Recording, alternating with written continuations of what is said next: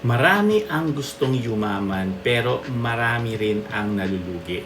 Bakit? Kasi may pinakamalalang money trap na nahulog ang mga tao kahit mga Christians. 1 Timothy 6:10, the love of money is the root of all evil. Hindi sinabi ng Bible na money is evil. Money is actually a tool. Pero kapag naging number one siya sa puso mo, doon ka nagiging alipin ng pera. Anxiety, comparison, greed, nawawala si God sa center. Kaya kahit may pera ka, hindi ka masaya. Okay, today, choose this declaration. Money is my tool. God is my source. Use money, love people, not use people, love money.